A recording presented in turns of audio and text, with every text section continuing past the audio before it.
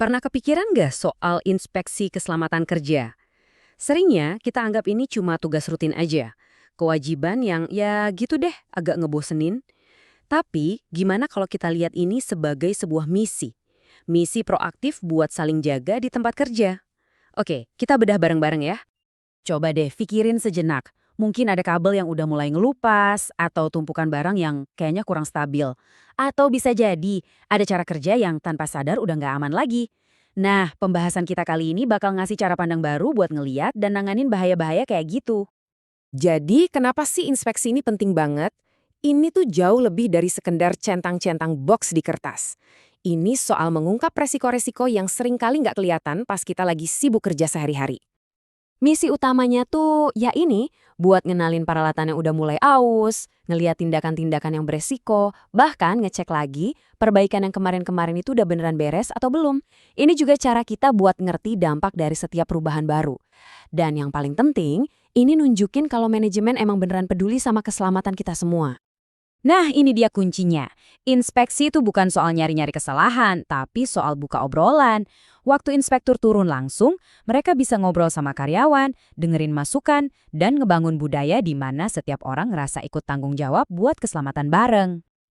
Oke, kita udah paham kenapa ini penting. Sekarang, apa aja sih yang sebetulnya dilihat pas inspeksi? Inspeksi yang bagus itu mencakup beberapa area berbeda, biar nggak ada satupun yang kelewat. Area pertama, ini yang paling kelihatan ya, kondisi fisik di sekitar kita. Inspektur bakal ngecek hal-hal kayak, semua mesin ada pelindungnya nggak, instalasi listriknya aman, jalur buat jalan dan pintu keluar darurat nggak kehalangan, sampai ke cara kita nyimpan barang dan ngasih label. Ini tuh fondasi dasar dari tempat kerja yang aman. Lanjut, kita masuk ke salah satu resiko yang paling serius dimanapun, api. Simbol ini pasti kita semua kenal kan, dan ada alasan kuat kenapa area ini dapat perhatian khusus di setiap inspeksi. Nah, di sini pemeriksaannya super detail. Sistem alarmnya nyala nggak? Semua orang tahu di mana aparat dan bisa pakainya? Rute buat evakuasi beneran kosong dan gak ada halangan? Ini pertanyaan-pertanyaan krusial yang harus bisa dijawab buat mastiin kita semua siap. Area ketiga ini fokusnya ke sesuatu yang kadang-kadang nggak kelihatan, tapi dampaknya gede banget. Kesehatan lingkungan kerja, dan tentunya kesehatan kita sebagai pekerjanya. Jadi bukan cuma mencegah kecelakaan, tapi juga penyakit gara-gara kerja. Contohnya nih, ventilasi di ruangan cukup nggak? Terus tingkat kebisingan dari mesin-mesin di sekitar gimana? Inspeksi ini mastiin faktor-faktor kayak gini tuh terkendali. Dan semua orang pakai alat pelindung diri atau APD yang benar dan sesuai sama kerjaannya.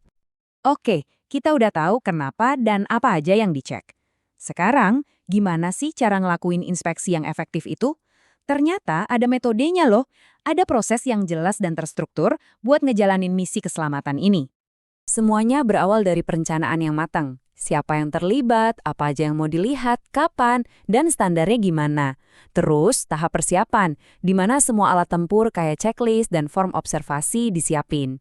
Dan akhirnya, tahap pelaksanaan, di mana tim benar-benar turun ke lapangan buat ngamati langsung. Nah, pas lagi di lapangan, ada dua hal penting yang perlu diperhatiin. Di satu sisi, kita lihat tindakan orangnya, apa yang mereka lakuin. Misalnya, lagi benerin APD atau berani nyetop kerjaan yang bahaya. Di sisi lain, kita analisis juga posisi mereka, di mana mereka berdiri dan risiko apa yang ada di posisi itu. Misalnya risiko ketimpa barang dari atas atau kejepit mesin. Dua-duanya ini sama pentingnya. Bagian paling penting dari sebuah inspeksi itu bukan pas nemuin masalahnya. Justru yang paling penting adalah apa yang terjadi setelahnya.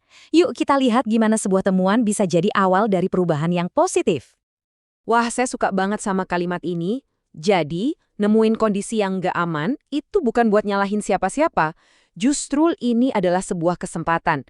Kesempatan buat belajar, buat perbaikan, dan buat jadi lebih baik dan lebih aman lagi dari sebelumnya. Dan inilah dua tindakan kuncinya. Kalau bisa, langsung lakuin perbaikan saat itu juga di tempat. Tapi yang lebih penting lagi adalah tindakan pencegahan. Coba tanya, kenapa ya masalah ini bisa muncul? Terus cari cara supaya akar masalahnya bisa diilangin selamanya. Jadi setelah kita bahas semua proses ini, pertanyaan terakhir buat Anda. Dengan bekal pengetahuan baru ini, pas Anda masuk kerja besok, hal kecil apa yang kira-kira bakal Anda perhatiin dengan cara yang sedikit berbeda untuk bikin tempat kerja Anda jadi selangkah lebih aman?